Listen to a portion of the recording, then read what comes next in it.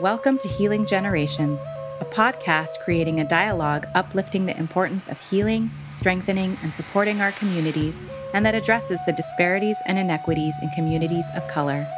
Healing Generations is brought to you by the Healing Generations Institute, a collaborative initiative of the National Compadres Network and the Brotherhood of Elders. Be sure to subscribe to stay up to date on our new releases.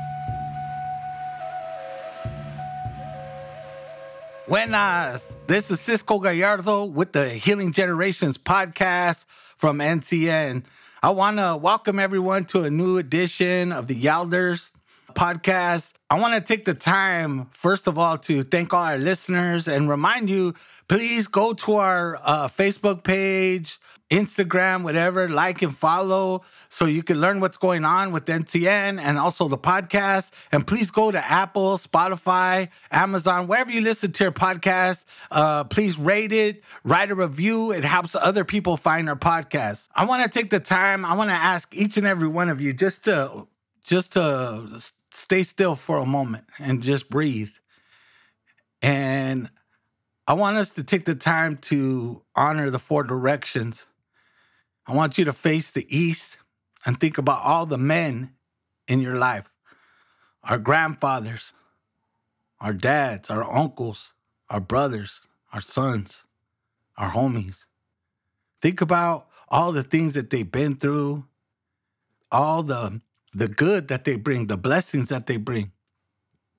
We want to bring them into the space and remember them as we talk. And then I want you to face the West. And as we face the West, there's that spectrum of our relatives in between the male and the female. We want to honor those relatives too. And then as we face that West, we want to think about our grandmothers, our moms, our aunties, our sisters, our daughters. We want to honor them, the blessings, the nurturing, the good. We also want to recognize their trauma. Do our best to help them heal from that if we can. And then I want you to turn around to the north and honor our elders, our ancestors, those that went on before us, those that prayed for us, even though they don't even know our name yet, but they were praying for us. We want to remember them in that way. We want to remember our elders during this time. You know, some of them are lonely. Say hi. Talk to them. And then I want you to face the south, the direction of our children.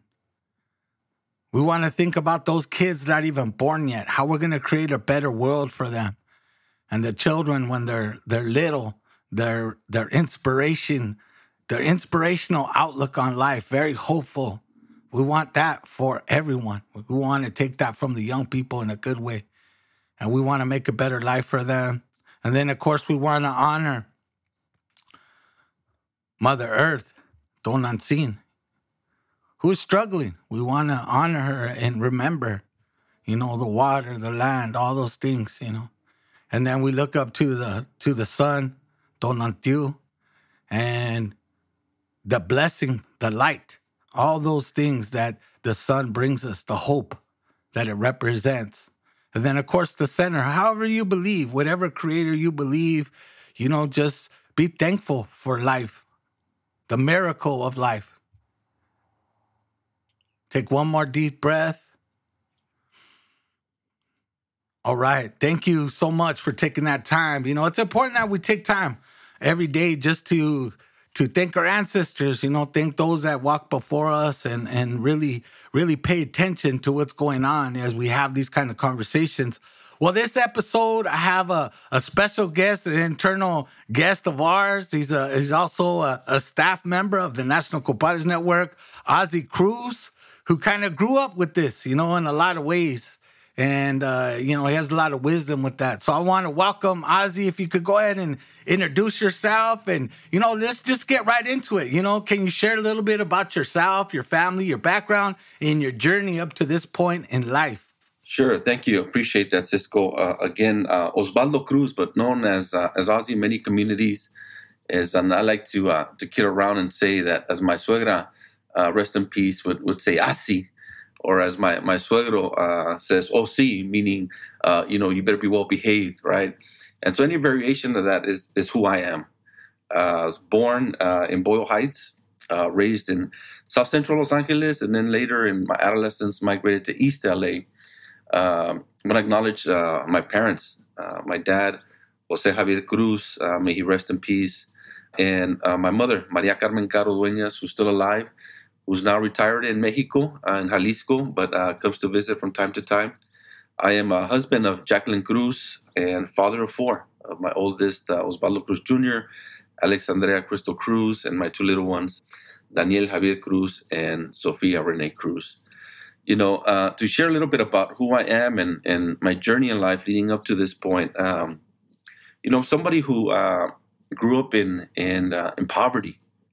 Who grew up without my father, who grew up seeing my mother struggle as a single mother to raise me, my brother, and my sister, who also was exposed to violence, at a very young age, and got involved in running the streets at a young age. But luckily had mentors that came into my life, individuals, one in particular who I want to pay honor to, my elder, now ancestor, Bobby Lee Verdugo, someone who became a young father, who found out I was going to be a father at the age of 15, who thought I knew it all, thought I knew what life was about. And I remember sharing with my mom for the first time that I was going to be a father, and her saying to me, "Ozzie, and not Ozzie, but Ozzie, right? Ozzie, you think you're ready for this?" And I remember as a 15-year-old in my ignorance thinking, yeah, I got this. I'll figure it out. Only to come to realize that I was going to fall flat on my face and that I was going to struggle. But it's because I had mentors like Bobby who embraced me, took me in. I was a part of a specific teen fatherhood program that really supported, my journey as a father and as a young man. And it is because of him. It is because of the many people who have poured into me, who have given of their time to mentor me, to guide me, even to scold me, right, when I wasn't doing well, that has allowed me to now be of service to community, right, and to now been doing this work for over 20 years in different capacities, but continue to be of service, continue to learn and grow. I don't know it all yet. I don't know that I ever will, but I do know that there's still much more to learn. And in that mindset, supports me and where I am and how I do my work. So what are those lessons you learned from your culture, your family, your experience along the way that helped you in your own healing and your development? One of the things that comes to mind when I hear the word healing, and I know that it's become trendy for some folks, and it's gotten traction where 20 years ago we couldn't mention that, right? Or if you mentioned that, people looked at you weird, and what is this individual talking about? But one of the things that's really supported me in my healing process is acknowledging that I had some healing to do, right? And that self-reflection, that when we talk about cultures, that in my culture, self-reflection is a part of those things that support you in your life's journey, in your life's walk. It's that self-assessment, it's that looking in the mirror and to say, what are those things that I may be carrying that don't support me in being good in my relationships with my significant other, with my children. And so for me, it's constant evolution and growth, and is to on a daily or on a weekly ask myself, is there anything that's getting in the way of me being a good father? Is there anything getting in the way of me being a good husband? Are there things that I'm still carrying resentment, things that I don't understand, that maybe weren't explained to me, things that I may still be confused about, that get in the way of being in a good relationship with my mother? Are there things that prevent me from reaching out to my brother and my sister? So when I look in the mirror and I ask myself those questions, believe me, I began to identify and begin to think about what are those things and why, right? Why are those still within me? Why do they still exist in my mindset? So part of that healing journey is to do self-reflection, to identify what those things are, and to put into practice the work. What do I need to do as Ozzie to be in better relationship with my family, right? And I think that part of cultura allows us to do that. Part of culture is reminding us that we need to be self-reflective, right? And that in spite of difficulties, hardship, resentment, traumas, you name it, that we have the ability to be resilient, right? That we have the ability to choose what we want to carry forward and what we want to leave behind that no longer serves a positive purpose. So what was the tipping point in your life that really the light bulb came on? They say that, like, what was that tipping point, that aha moment that really made that difference for you? For me, it came at the birth of my oldest son. I having been raised in an impoverished community, exposed to violence, didn't see myself living past 15, 16 years old. Didn't see myself reaching the age of 18, let alone 21, let alone 42 now. But it was in seeing my son come to life and knowing that I didn't want him to experience some of the hardship that I did. And it is then when I decided to, with intention, is to do my best, to work on myself, to be able to be there, to be present, and to be a good father, to be the father that I wish my father could have been with me, right? And so, having my son really helped me to open my eyes in that sense and to say, Ozzie, there's some things that you got to switch up. There's some things that you got to begin to change if you want to give yourself a better opportunity at being present and alive, right? And so that required a lot of changes for me. Tell me about what you're doing now with yourself and really with others to build on those lessons that you learned. For me, and my self-work is just constantly reminding myself of how far I've come, right? That there are people who would have said, that I shouldn't be alive right now. There's people in my family that when they hear about the work that I do, laugh because they can't imagine that the knucklehead, the travieso that was running the streets, that was terrorizing communities, is now being of service to communities. So one of the things that supports me in my healing journey is that reflection of, man, if I'm here and I've gone this far, it's probably for a reason, and that there's a purpose, right? And that as much hardships that I've created for others, that I now try to alleviate those in the work that I do, right?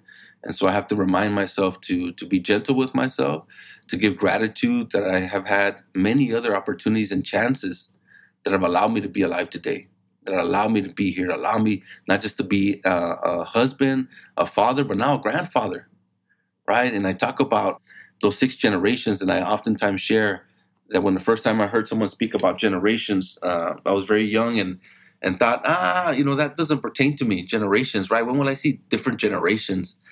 And now I've had the privilege to, one, have met my great-grandmother on my maternal side. I have my grandmother still living. I have my mom. Then there's me. Now there's my oldest son. And now there's my grandchildren, right? I've been a part of 6 generations. If I take care of my health, if I take care of my life, God willing, Creator willing, I'll be and see that 7th generation. So for me, it's that reminder of how far I've come, right? And reminding me of the things that have supported me in life, the values that I've gotten from my mom, who was an immigrant, who came to this country, who struggled, but had perseverance, right? Had a strong work ethic, right? The si se puede mentality, the push forward, the dale gas, the ponte las pilas, right? The get with the program, all of those things. It's not one or the other, but a combination of many of those values. In your life experience, like, you're a Yalder, right? This is the Yalder edition. I want you to, think back as a Yalder. You see young people coming up all the time, doing different things. And if you've been around a while, you see people come and go. But what would you say to that young Yalder who's really trying to do the work, who's unsure of himself? Sometimes in our work, the system and the different places where we operate work against us in a lot of different ways, So what advice would you give them about the work and about balancing that work-life relationship, that they need to have with themselves? It's an interesting question, and it reminds me of, when I was a younger man and I entered the field, and how I wanted to take every battle on, and I wanted to be at every conference, and I wanted to be presenting here and there and everywhere and all over the place. And so as I look back, and if there's anything that I can offer that I think would be of support to that younger generation coming up, is to be gentle with yourselves, right? To pick and choose your battles wisely, to also, pick and choose the battleground wisely of where do we want to give of our energy? How do we want to give up our energy? How do we, and what, and for, and what topics do we want to engage with? What issues do we want to address?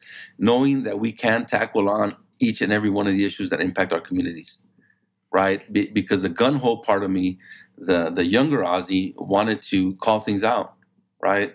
Wanted to go on the attack when I saw that there were policy systems that weren't treating our people fairly, right? When there was oppression, racism, discrimination, that I wanted to call those things out. And not that we don't call them out, but is that we have to focus on how do we want to use our energy, right? And to seek out guidance and mentorship, to seek that wisdom that exists from those that have been here longer than we have, right? And have that growth mindset. And the same way that we call people out, it's important that we call people in, right? And it's important that we have access to those people, to those elders, to the maestros, to the maestras, but also to maintain a healthy balance for yourself. Me and many others like me give and give and give so much that sometimes there's nothing to give at home, right? And that we prioritize the work because we know that the work is important. But sometimes in prioritizing the work, we don't prioritize our families, right? And our families are deserving of all of that energy, right? Of all of that energy that they're deserving for us to be present for them as well. I like that. I appreciate that. So tell me, I'm sure you have many stories of when you taught young people and you saw that moment. When was that first time? Because at one point you were the one getting taught too, and then you started, running groups or things like that. What was that moment for you when you did it, when you were teaching with the kid and you saw their light come on? And how did it make you feel and inspire you? I have a couple, but the one that's most present in my mind right now was actually a few years ago, where I was conducting a Joven Noble curriculum at a middle school. And I remember working with a number of students that were referred by the dean or administration, have been identified as, what's the term they use, willfully defiant.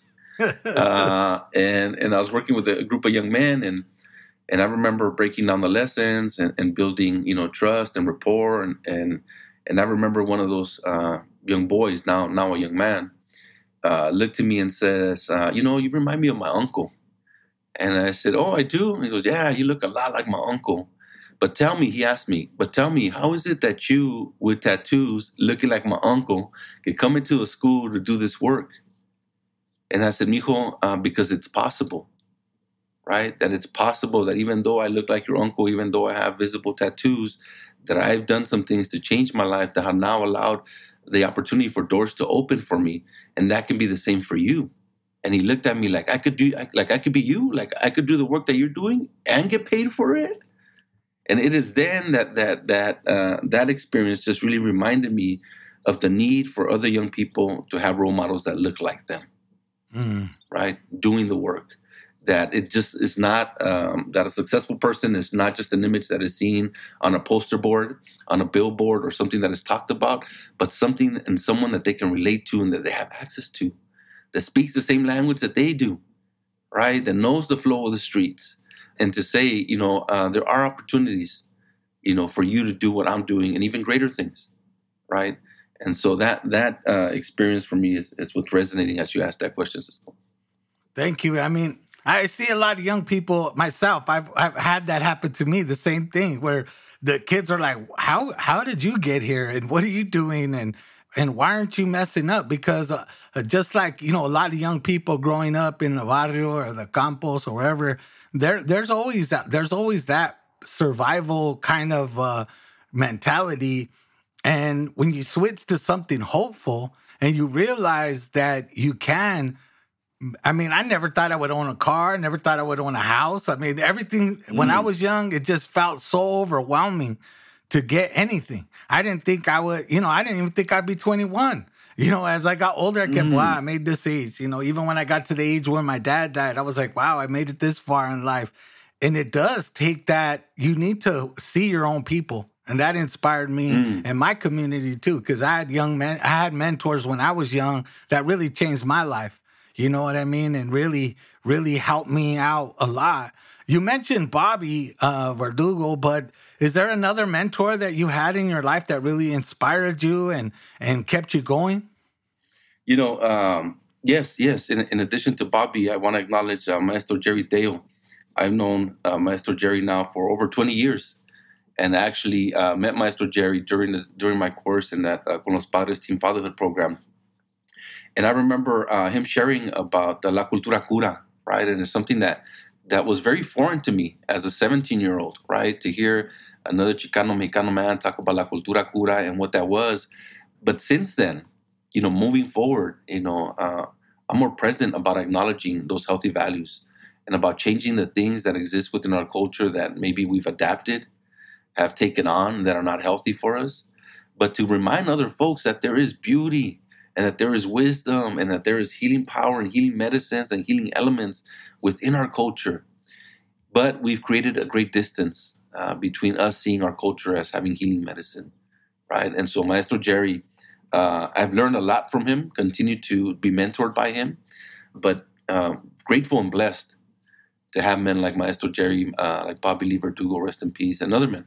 Even my comrades, if you will, my brothers, you, Cisco, Mario, a number of other compadres, because as much as we need elders, we also need to be able to lean on support, from those that are our peers, right? Yeah, you always want to surround yourself with like-minded people. When I first changed my life too, the friends that I had then that I made are forged during my healing process really, really did make a difference.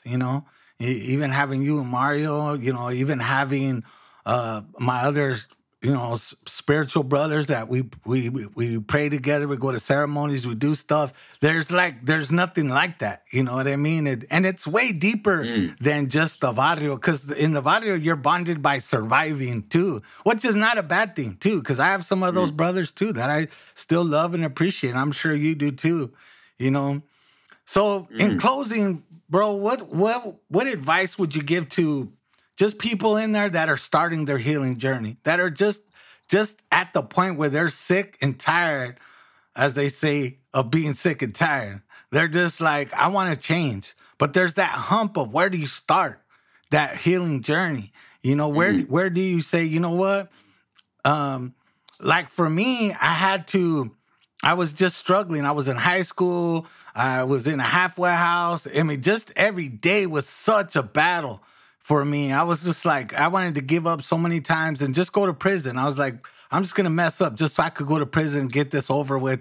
But at the same time, I was like, I got a beautiful opportunity to go to school, to try to graduate, to do the good thing. But it was tough, man. It was tough. And I'll be honest, for me, it was my community would not let me fail. No matter how hard I tried, my mentors went to my house, woke me up. I mean, that's why when I was doing direct work with kids, I would not give up because they didn't give up on me. But what advice would you say for those young people that are just starting this healing journey? You mentioned a phrase that resonates with me. Is it tired of being tired? And I remember there being a point in my life where I say to myself, man, I'm tired. I'm tired of being tired. Like what that meant for me was that I'm tired of living the life that I'm living, and it's not giving me the outcome or the results that I want, right? And I'm tired, and it seems like I'm battling that uphill battle, like nothing is getting done. I don't see any progress. But having gone through those journeys, I think one of the things that helped me and supported me on this journey was keeping hope alive. Like I'll get there, right? To have self-determination, right? To reclaim our willpower, right?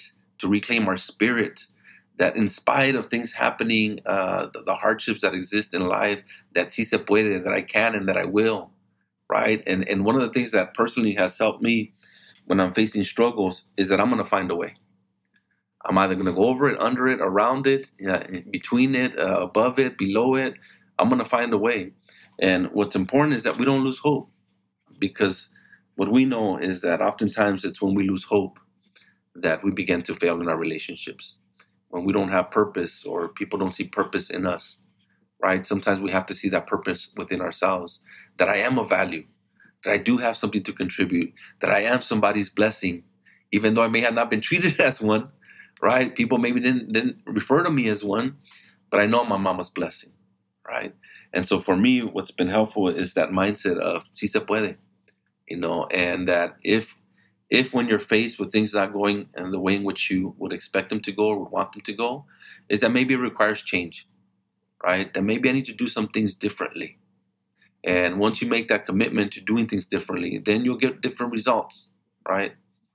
Well, I want to thank you, Ozzie, for that. I mean, I feel like there's a lot of people, not even just young people even our age that are just barely starting to wanting to change their life. They find different ways, But what you said, self-determination, when I was young, that phrase, when I learned it from one of my Chicano studies teachers, like, have self-determination. We determine our own fate. Do not let the system, your neighborhood, your community, your familia, none of them determine what you want for yourself. Having that self-determination to say, you know what, I could do it. I just have to struggle a little bit, but it's all right. They say la lucha sigue. We got to keep going no matter what. You know what I mean? We got to keep doing it. So I want to thank you so much for taking time out of your day to have a conversation with us about healing. A lot of people out there just are starting this journey, are in it. And I just want to encourage our listeners, if you're listening, reach out to people, reach out. People don't know you're hurting unless you say something. You know what I mean? So if you're really struggling right now, this is a good time to talk to people, especially right now. It's the springtime, new growth, new change. My elders used to tell me, look, tomorrow's a new day. Just take it one day at a time, do the best you can, and just take that first step. Even if you get pushed back a few, keep pushing on. So with that, bro, if there's anything you want to just, say to the relatives, I'll give you an opportunity. No, well, first of all, thank you, Cisco, for having me on, and thank you for all of those that are listening. And it is my hope that as I continue to do my work, that I'm of service the way other people were of service to me, right? That hopefully in my work and in my sharing my stories and my teachings, you find something that's useful, that supports you in your life journey. So appreciate all of you, all my relations. Gracias, Cisco, for the opportunity. All right. With that, this concludes our episode of the Elders edition of the Healing Generations podcast. I want to, again, thank all our listeners. Please share and, please engage with us on social media. If there's guests that you think that we need to add, voices that we need to add, just let us know. And, I'll be happy to contact them and get them on. It's stories of healing are inspirational, to me. And that's what we try to provide. So with that, I want to thank everyone for listening again, and palabra. For more information about Healing Generations and the Healing Generations Institute, visit nationalcompadresnetwork.org and be sure to subscribe to stay up to date with our new releases.